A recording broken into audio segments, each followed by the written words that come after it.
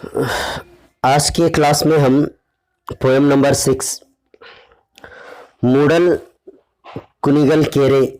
Moodle यानी पूर्व दिक्कु, मशरिक। कुनिगल यानी एक तालुका प्लेस है तुमकुर डिस्ट्रिक्ट के अंदर। वहाँ पे एक तालाब है कुनिगल, केरे का मतलब तालाब। तो ये एक जनपद पोएम है। जनपद पोएम किसको कहेंगे उसके बारे में हम आपको आगे बताएंगे। तो ये पोएम भी आपको एग्ज़ाम के लिए 3 मार्क्स के लिए होती है। कृतिकारक नहीं होता इसमें, क्यों नहीं होता और जनपद साहित्य बोले तो क्या, आगे बताएंगे। सबसे पहले वर्ड्स मीनिंग। मूडलु पूर्व दिक्कु, मशरिक। ऊरुगोलु हुट्टु डोली नडिसुव साधन। नदियों में, तालाब में जो छोटे बोट, नाव को चलाने के लिए जो लकड़ी के जो औजार होते हैं उसको कहते हैं हुट्टु। कब्बक्की जलचरಗಳನ್ನು ತಿನ್ನುವ पक्षी, पानी में रहने वाले कीड़े मकोड़े या मच्छियों को खाने वाले परिंदे। अलग अलग टाइप के हैं, बगुले भी हैं, बदक भी हैं, बहुत सारे बर्ड्स, उसको कब्बक्की कहेंगे। बाड़े मीनु ಒಂದು जातीय मीनु, एक किस्म की मछली, फिश। सारंग इंपॉर्टेंट वर्ड मीनिंग है, एक मर्तबा पूछा था। सारंग मीन्स जिंके, डियर। ऐभोग वैभव सुख, हैप्पी सिचुएशन होता है, खुशी, ऐश, बहुत सारे चीज। चंदीराम चांद, मून। ಅಂತಂತ್ರಿಸಿ नीलवागी नोडुವುದು, क्लियर कट देखना, साफ नज़र आना, देखना। इतने ही ये वर्ड्स मीनिंग थे। जैसा कि हम आपको बता रहे थे कि जनपद साहित्य क्या, जनपद साहित्य का डेफिनेशन होता है ಹಳ್ಳಿಯ ಅನಕ್ಷರಸ್ಥ ಸ್ತ್ರೀ ಪುರುಷರಿಂದ ರಚಿತವಾದ ಸಾಹಿತ್ಯವನ್ನು जनपद साहित्य ಎನ್ನುತ್ತೇವೆ। इन ट्रांसलेट उर्दू, देहात के अंदर रहने वाले अनपढ़, इलिटरेट पीपल्स, मर्द और औरत, इनके जरिए से जो नज़में बने गए उन्हीं को जनपद साहित्य कहते हैं। इसको कोई लिखने वाला नहीं होता।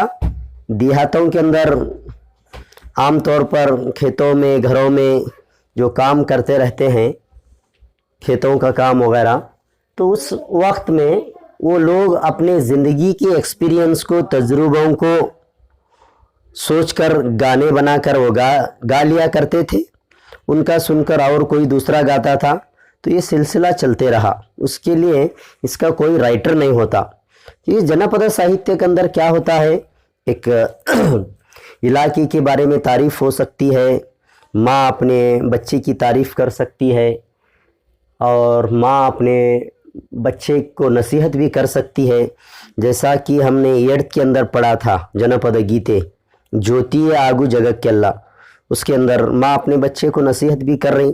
इसी तरह 9th में पढ़ा था कि ಹೊನ್ನೆಯ ಮರದ ನೆರಳು, एक औरत अपने मायके के बारे में, बच्चे के बारे में तारीफ़ कर रही है।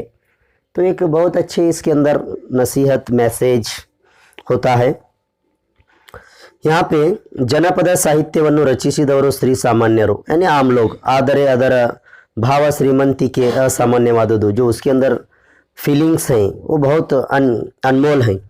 ಈ ಜನಪದ ಗೀತೆಯನ್ನು ಮತಿಘಟ್ಟ ಕೃಷ್ಣಮೂರ್ತಿಯವರು ಸಂಗ್ರಹಿಸಿರುವ ಕನ್ನಡ ಜನಪದ साहित्य भंडार संपुट 1 ಇದರಿಂದ ಆರಿಸಿಕೊಳ್ಳಲಾಗಿದೆ। देहातों के अंदर जाकर लोगों के पास जो उन्होंने गाते थे उसको सुनकर लिख लेने वाले, जमा करने वाले, इकट्ठा करने वाले ये मतिघट्ट कृष्णमूर्ति, इन्होंने लिखा नहीं है, जमा किया है। वो किताब का नाम कन्नड़ जनपद साहित्य भंडार संपुट 1। टिप्पणी को आप गौर से सुनेंगे तो पूरी आपको पोएम समझ में आएगी। अगर आपको टिप्पणी नहीं समझ में आई तो फिर पोएम समझना बहुत थोड़ा आपको मुश्किल होगा। टिप्पणी उसको कहते हैं, वर्ड छोटा होता है लेकिन उसका मीनिंग बहुत ज़्यादा होता है। तो वर्ड्स मीनिंग के अंदर एकदम उसका शॉर्ट मीनिंग होता, टिप्पणी के अंदर उसका डीप और डिटेल मीनिंग लिखा जाता है एक्सप्लेन करके, तो हम उसको टिप्पणी कहेंगे। तो सबसे पहले कुनिगल ತುಮಕೂರು ಜಿಲ್ಲೆ ತಾಲೂಕು ಕೇಂದ್ರ ಬೆಂಗಳೂರಿನಿಂದ 74 किलोमीटर दूरದಲ್ಲಿ ಇರುವ ಕೆರೆ। एक तालुका प्लेस है, बेंगलुरु से 74 किलोमीटर दूर पर है। ಜನಪದ ಗೀತೆ ಕೆರೆಗಳ ಉಳುವಿನ ಬಗ್ಗೆ ಗಮನ ಸೆಳೆಯುತ್ತದೆ। जनपद सॉन्ग के अंदर तालाब को बचाने के बारे में, उसकी अहमियत के बारे में लिखा गया है इसमें। ಜನಪದ ಗೀತೆಯಲ್ಲಿ ಮೂಡಿ ಬಂದಿರೋ ಕುಣಿಗಲ್ ಕೆರೆ 15 ಮೈಲಿ सुतलतेಯನ್ನು ಹೊಂದಿದೆ। ये जो तालाब है 15 मील इसका जो सराउंडिंग एरिया है, इतना बड़ा एक तालाब है। इस तालाब के बारे में इस पोएम के अंदर दिया गया है। ये तालाब बनी कैसे, बनाया कैसा गया, एक इमेजिनेशन, एक स्टोरी ऐसा है पुराना के अंदर। पुराण पू ಉತ್ತರ ದೇಶದಿಂದ ಬಂದು ಇಲ್ಲಿ ಸ್ನಾನ ಮಾಡಿ ಕುಷ್ಠರೋಗಗಳನ್ನು ಕಳೆದುಕೊಂಡ ನೃಂಗನೆಂಬ ಚಕ್ರವರ್ತಿ ಕಟ್ಟಿಸಿದನೆಂದು ಸ್ಥಳ ಪುರಾಣ ಹೇಳುತ್ತದೆ। उत्तर से एक आने वाला एक राजा था, उसे जल्द की बीमारी लगी थी, कुष्ठ रोग कहते हैं। वो आकर यहाँ पे नहाने के बाद में फिर उसकी बीमारी चली गई, तो यहाँ का पानी बहुत अच्छा है समझकर उसने ये तालाब बनाया है, ऐसा लोकल लोगों का एक पुराण के अंदर कहा गया है। पुराण यानी उनकी किताब होती है।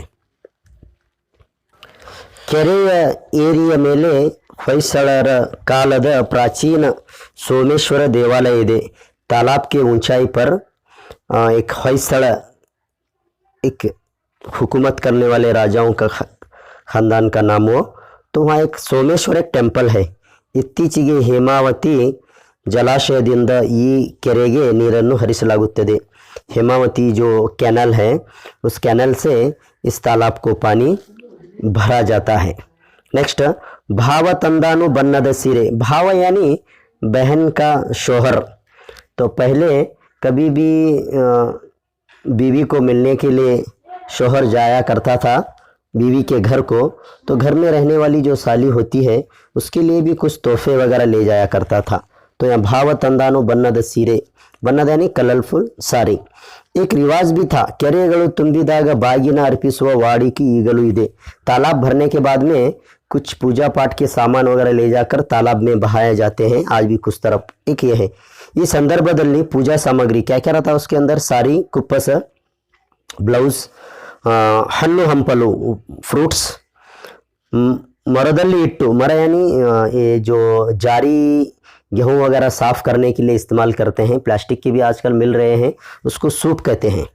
तो उसके अंदर वो तमाम चीज़ें रख कर ಕೆರೆ ತುಂಬಿದ ಖುಷಿಗೆ ಭಾವನು ಬಣ್ಣದ ಸೀರೆಯನ್ನು ಬಾಗಿನ अर्पिಸಲು ತಂದಿರುವುದು ಇಲ್ಲಿ ನೆನೆಯಲಾಗಿದೆ।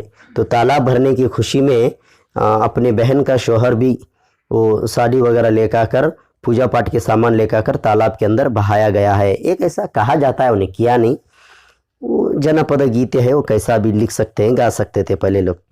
ಹೊಂಬಾಳೆ ನಡಿಗ್ಯಾವ, ಕೆರೆಯ ನೀರುಂಡು ದಷ್ಟಪುಷ್ಟವಾಗಿ ಬೆಳೆದು ನಿಂತ ಬಾಳೆಯ ಗಿಡಗಳು ಗಾಳಿಗೆ ಹೊಯ್ದಾಡುವ ಪರಿಯನ್ನು ನಡಿಗ್ಯಾವ ಎಂದು ಹೇಳಲಾಗಿದೆ। तालाब के किनारों पर रहने वाला एक मौज का बगीचा बनाना, वो पानी को ज़्यादा लेकर इस्तेमाल करके, क्योंकि मौज के बगीचे के लिए पानी बहुत ज़्यादा होना, तो पानी पी पी कर इतने बड़े घने तने बन गए थे कि वो हिलने का एक अंदाज़ बता रहा है, जब हवेसी वगैरह हिलते थे।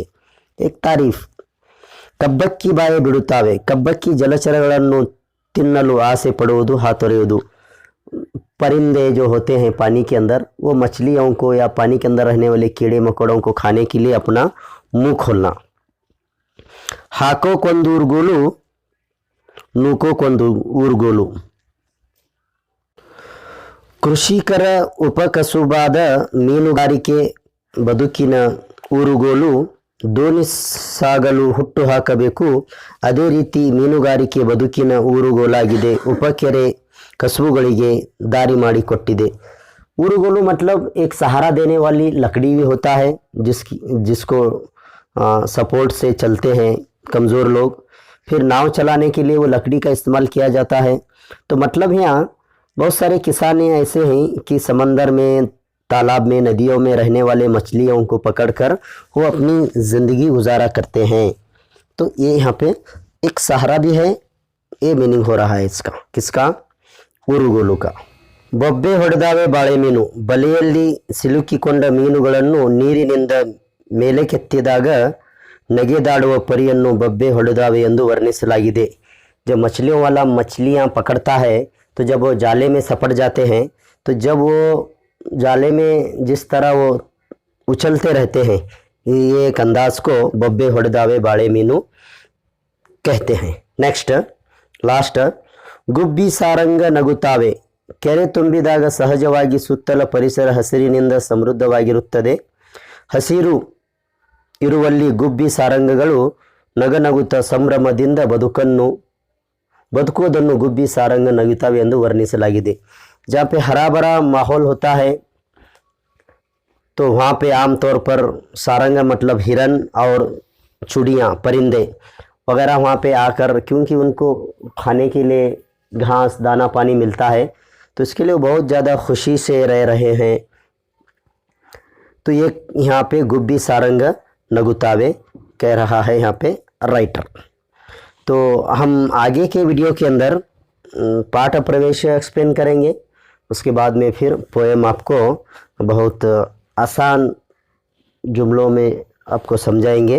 जनपद साहित्य हम उसको कहेंगे जो देहात के अंदर रहने वाले अनपढ़ जाहिल मर्द और औरत इनके ज़ुबान से ज़िंदगी के तजुर्बे को उन्होंने जो गाया है उसी को जनपद साहित्य कहते हैं।